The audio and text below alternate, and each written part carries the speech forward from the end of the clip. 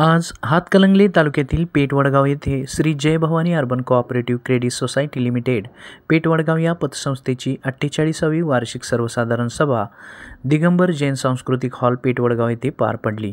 या संस्थेच्या कार्यक्रमाच्या अध्यक्षपदी माजी पोलीस आयुक्त श्री गुलाबरावजी पोळ साहेब, माजी नगराध्यक्षा वडगाव नगर परिषद वडगाव सौ विद्याताई पोळ आणि प्रथम महिला नगराध्यक्षा श्रीमती विजयादेवी विजयसिंह यादव या होत्या। सभेमध्ये संस्थेच्या विविध धोरणाविषयी आणि विविध विषयावरती चर्चा करण्यात आली। आज Shri Jai Bhavani urban cooperative credit society limited Pethvadgaon ही पतसंस्था महाराष्ट्रामध्ये नावारूपाला आलेली आहे। या संस्थेची उत्तुंग भरारी दिवसेंदिवस वाढतच आहे। आज Shri Jai Bhavani urban cooperative credit society limited Vadgaon या संस्थेची ठेवी 244 कोटी 1,52,533 पैसे इतकी आहे। या संस्थेने कर्ज 187 कोटी 41,98,590 पैसे इतकी दिलेली आहे। तर संस्थेचे खेळते भांडवल 263 कोटी 90,69,609 पैसे इतके आहे। आज संस्थेकडे 7 कोटी 10,30,012 पैसे इतके राखीव निधी आहे। संस्थेच्या पुढील येत्या काळामध्ये 300 कोटीचा टप्पा पार करण्याचा मानस आहे। संस्थेचे सर्वसाधारण सभा अतिशय शिस्तबद्ध आणि खेळीमेळीमध्ये पार पडली। या प्रसंगी संस्थेचे चेअरमन श्री विलास सनगर, माजी चेअरमन श्री सुनील हुक्केरी आणि विविध मान्यवरांच्या भाषणानंतर संस्थेचे अध्यक्ष श्री गुलाबरावजी पोळ, माजी नगराध्यक्षा सौ विद्याताई गुलाबरावजी पोळ यांच्या हस्ते विविध क्षेत्रातील भरीव कामगिरी करणाऱ्या गुणवंत विद्यार्थ्यांनी यशस्वी विद्यार्थ्यांचा सत्कार करण्यात आला। या प्रसंगी संस्थेचे सर्व सभासद, ठेवीदार, संचालक मंडळ आणि हजारोंच्या संख्येने नागरिक उपस्थित होते। संचालक, सभासद, पत्रकार, जय भवानीचे हितचिंतक सर्वांचं स्वागत। मला एवढंच सांगायचं आहे की आपल्या पतसंस्थेची प्रगती चालू आहे, परंतु पतसंस्थेची प्रगती चालू असताना देखील त्यामध्ये सुधारणा होणं गरजेचं आहे। जय भवानी एक कुटुंब आहे, चेअरमनपासून ते शिपायापर्यंत यामध्ये सर्वजण या कुटुंबाचे सदस्य आहेत आणि या सर्वांनी मिळून ही संस्था मोठी होण्याकरता मनापासून प्रयत्न करणं गरजेचं आहे। आपण सर्वांनी थोडं चांगलं काम केलं तर ही संस्थेची प्रगती आणखी जास्त गतीने होईल, याबद्दल माझ्या मनामध्ये शंका नाही। आपला जो स्टाफ आहे त्या स्टाफने देखील कामात सुधारणा केली पाहिजे, कारण आता एक या ठिकाणी सभासद बोलले, जय भवानी चांगले पण एका माणसाने मला त्रास दिला।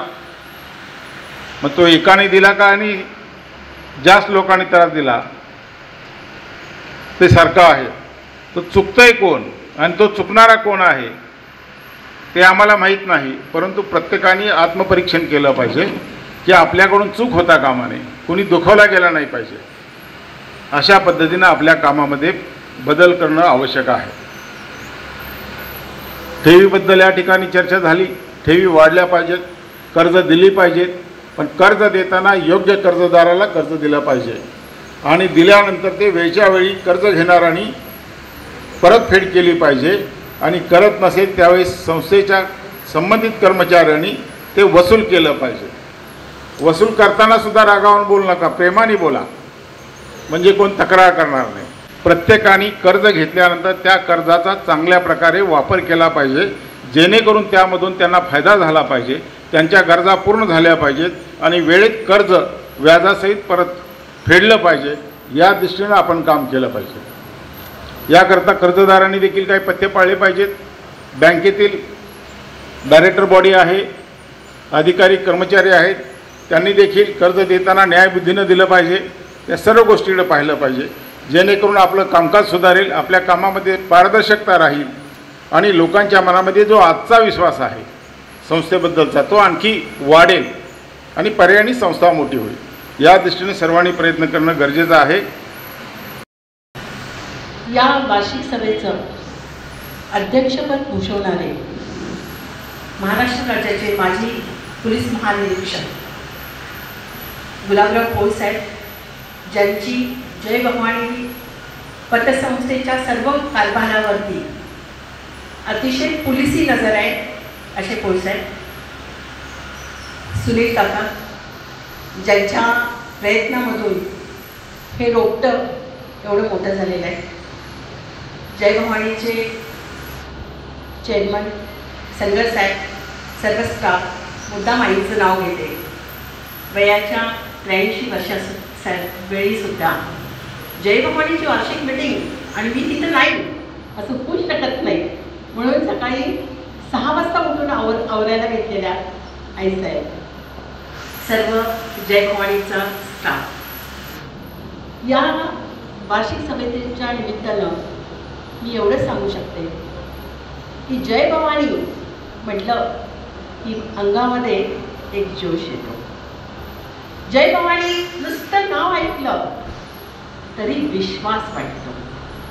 आपले इथं प्रश्न सुटतील ह्याची प्रत्येक माणसाला खात्री वाटते. आणि म्हणूनच या जय भवानीची आणि बडगाव आणि बडगावच्या आजूबाजूच्या परिसराची एक नाळ जमलेली आहे. एक नाळ म्हटल्यानंतर आपल्या ग्रामीण भागामध्ये सगळ्यांना माहिती आहे की नाळ हा शब्द कशासाठी वापरला जातो. मला तर एवढं चांगलं माहिती आहे की पतसंस्था ह्या 2 कॅटेगरीमध्ये असतात. एक डुबणारी पतसंस्था आणि दुसरी तरणारी पतसंस्था. जय भवानी आहे ना, ती तरणारी ह्याच्यासाठी आहे की ती तारण करती आहे, दुसऱ्याला मार्ग दाखवणारी आहे, दुसऱ्याचं आयुष्य वाचवणारी आहे. आणि म्हणून जे तारण करते आहेत ना ते कायम करतात, ते कधी डुबत नाही.